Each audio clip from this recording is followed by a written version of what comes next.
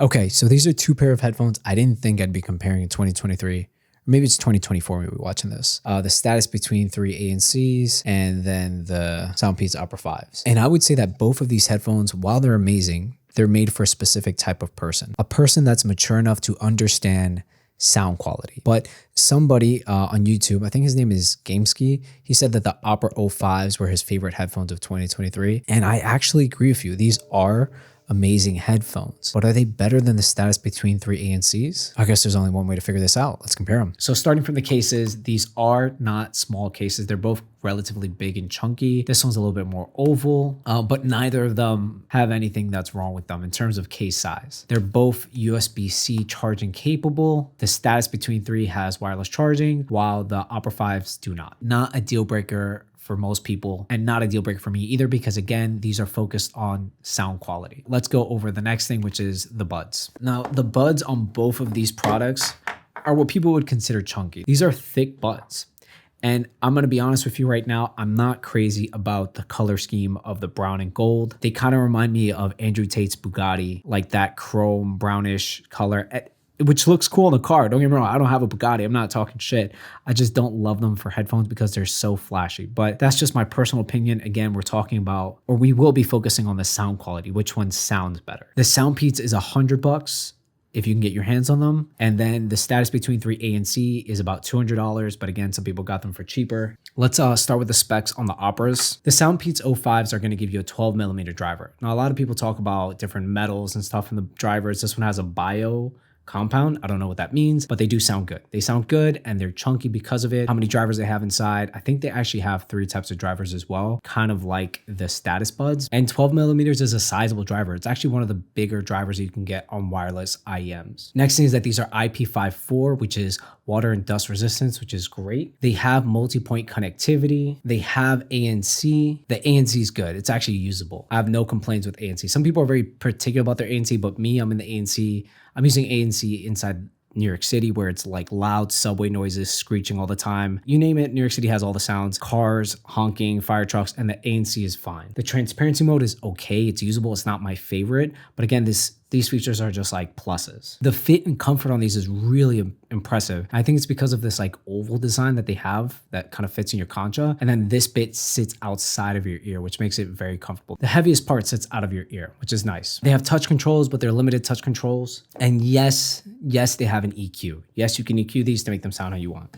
Next one up is the status headphones, which I have in the bone colorway, and they're kind of scuffed right there. You can see that maybe potentially. And they are also very chunky headphones. They're flashy in their own right. These have a 10mm driver, so 2mm smaller than the Opera5s, but they have a hybrid triple active driver or hyper triple driver. What that means, I don't know, it's marketing, but they sound good. They do sound good. IPX5 rating, which doesn't mean that they're protected for dust, just for some sweat. They have multi-point connectivity on these guys. Of course, they have multi-point connectivity. The fit and the comfort kind of suffers because they're heavy.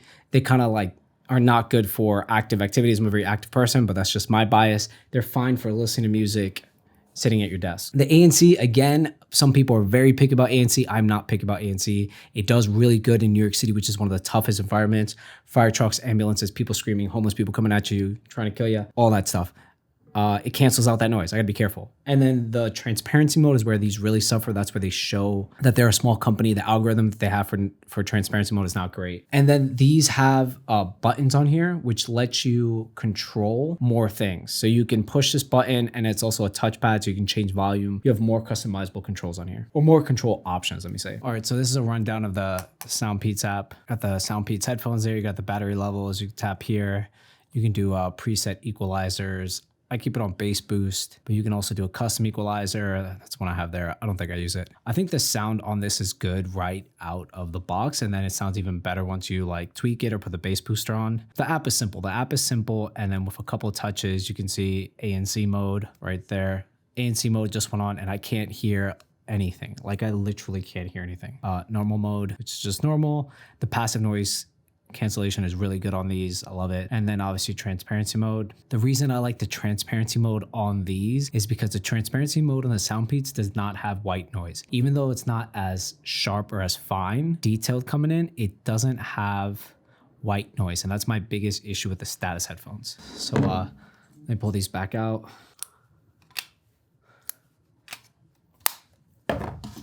And then let me show you the status headphones. So again, the status headphones, I'm gonna rescan to connect. I'll pull them out, put them in my ears. It's got a nice little voice, says connected. Scan again.